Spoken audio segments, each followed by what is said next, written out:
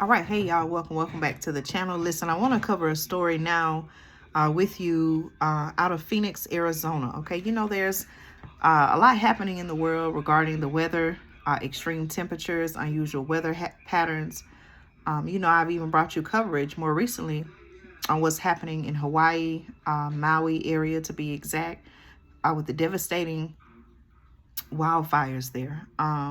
I want to talk about what's happening. I'm going to bring you some updates on that story, but right now I want to talk about what's happening in Phoenix, Arizona area. Okay, listen to this, y'all. Okay, so according to my sources, they're saying that losses of life, okay, caused by the heat are surging. Listen to this, y'all. In the U.S.'s hottest city, as the governor declares a statewide heat emergency. Okay, now I brought you some coverage and I was talking to you all about how many cities across the United States are declaring a heat emergency over triple digit temperatures, extreme heat, so much so that some people have lost their life. Many people, according to this article, have lost their life. Many more are at risk of you know uh, for example, power going out. Also, possibly not having, water and things like that. But listen to this story, y'all. The heat expert, what I'm saying is, by not having water, possibly leading to droughts, okay, because of the extreme temperatures. Listen to what they're saying, y'all. According to my source,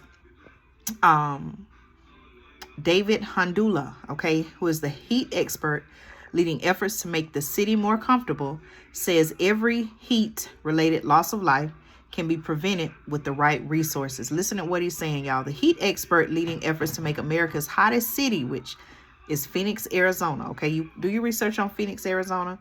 Look at the temperatures there, see what's happening, right? So the heat expert who the article says is leading efforts to make America's hottest city more bearable, insists that Phoenix could eventually eradicate heat losses of life despite July's record-breaking total loss of life, okay? Trying to use different words, y'all, because y'all know how this platform is about certain words, okay? The article says that as many as 300 people may have lost their life during the hottest ever month on record. Remember, I was telling you all that according to weather experts, weather officials, they were saying that. Now, picture this, y'all. Think about this, y'all. Think about how significant this is. Think about this, y'all. They're saying that July 2023, just last month, was the hottest month ever recorded. Ever, y'all. Can you believe that? What does that say about this upcoming winter and this upcoming, what they refer to as the hurricane season? We're going to talk about that too, y'all. Listen, so they're saying as many as 300 people may have lost their life during the hottest ever month on record as the temperature in Phoenix topped 110 degrees Fahrenheit or 43 degrees Celsius for 31 consecutive days, y'all. That's what a month, okay? Let's think in terms of a month having 31 days. 31 consecutive days of triple digit heat. That's unbelievable, y'all. To me, that's unbelievable.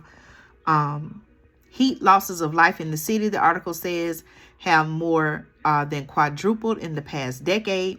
And 2023 is on track to be another record-breaking year as Phoenix braces itself for the next spell of 110 degree Fahrenheit plus temperatures forecast to hit by Monday.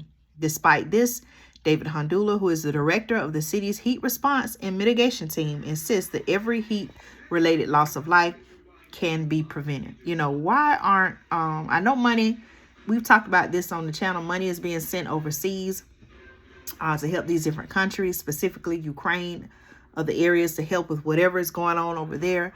But y'all, listen, it sounds like, the people of Phoenix need some resources and help, right? Does anyone agree or disagree with what I'm saying? Is any money or aid going there? Now, I'm going to talk about this in an upcoming video, but the people over in Maui, in that area, they're, getting frustrated, waiting on aid themselves, to help and assist from the devastating very destructive wildfires there. We're going to talk about that in another video. But it seemed like there needs to be some more resources and aid sent to help the people of Phoenix, Arizona. Do you all agree or disagree? 31 consecutive days, y'all, of triple digit heat. That is just mind blowing. Has it even rained over there? I wonder, has it rained at all during that time period? Listen to this, y'all. They're also saying that, here's a quote by David Handula, who is the director of the city's heat response. He had this to say, and I quote, "We can get to 0 losses of life with the right resources. Obviously, no city yet anywhere in the world has yet demonstrated what the right mix of resources looks like for 0 heat-related losses of life. But," he says, "we're at the forefront of pursuing them." Okay, so obviously, apparently what he's saying is maybe, no city in the world has ever had to endure for such length of time, these extremely high triple-digit temperatures. So it's almost like he's saying, since Phoenix is the first, they're also going to be, since Phoenix is the first to experience this type of weather, unusual weather pattern, right?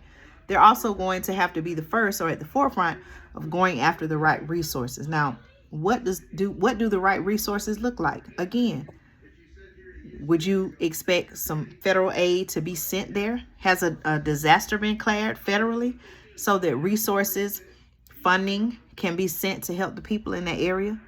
What's really going on? How is it? Again, I'm not trying to say that I don't believe that other countries should receive assistance, but how is it that money keeps being sent overseas? Okay, resources keep being sent and allocated overseas, but it seemed like the people in our own country, in the U.S., look at what's happening in Maui, the Hawaii area. People are getting frustrated. They're in need of help, and they're on an island, y'all. They're on an island, so it's only so far they can go. They have to rely on, just because of the geographic location, their geographic location, they have to rely heavily on outside help because they're on an island. How is it that it seemed like the response time, and we've seen these happen, we've seen these type of situations happen before. Look at what happened during Hurricane Katrina. The help and the aid was slow there. Many would say that. Many would agree, right? Look at what's happened in East Palestine, Ohio. Some people are still waiting for the proper type of help. So why does it seem like help and relief is slow when it comes to our very own here in the United States? But it seems quick and fast as it pertains to help overseas. Okay, you all let me know your thoughts on that. Phoenix, which also the article says is the capital of Arizona and America's 5th largest city with 1.6 million people, is accustomed to hot desert climate, but temperatures are rising due to what the article is saying, global heating. Y'all let me know y'all thoughts on that.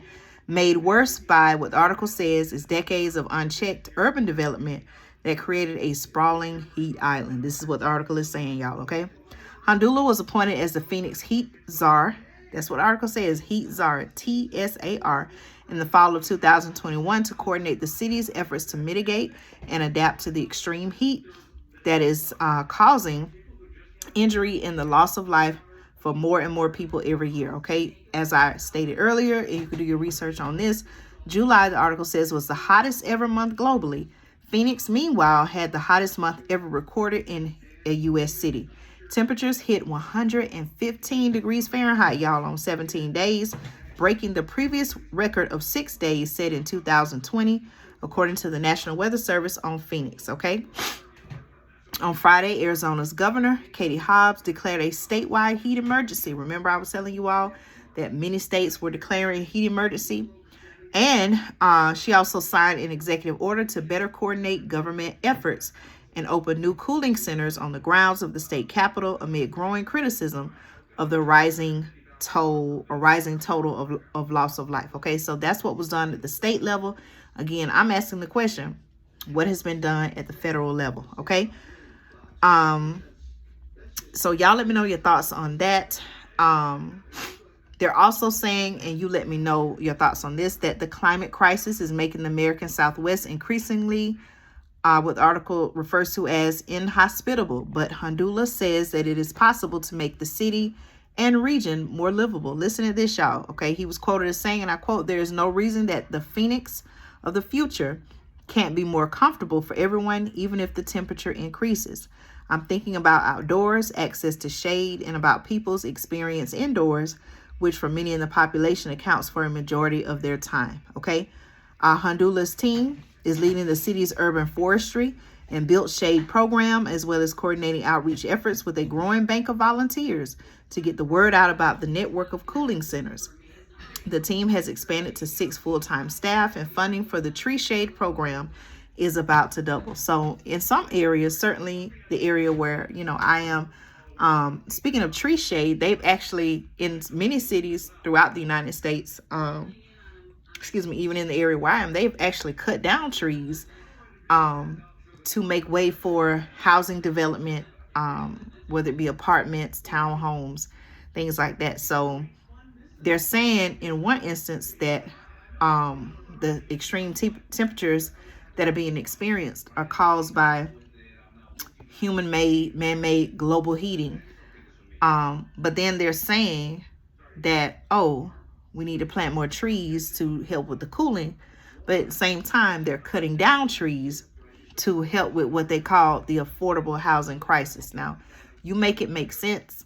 It's almost like and I have said this before, they create the problem, they create what they want the problem to be, and then they create what they think is the solution. Okay, you all let me know your thoughts on that. I pray for the people in the Phoenix, Arizona area that they're able to get the things that they need, that their needs are met.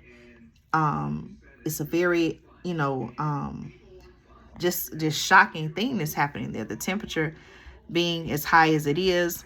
The article even mentions that people experiencing homelessness, people experiencing homelessness, they're accounting for a great percentage of the heat-related loss of life as well. They're saying that for years they've had the city and volunteer-run cooling centers, but I would imagine that even those may be overrun. It says most operate during office hours, none are open overnight, and some exclude people with pets or luggage or those who can't keep awake, okay, which the article says are often signs someone is homelessness. So you all let me know your thoughts on that. What's going on, what needs to be done, what are some real solutions, okay? Take care. Stay tuned for more news and commentary you can use back here on the channel, Andrea Speaks TV.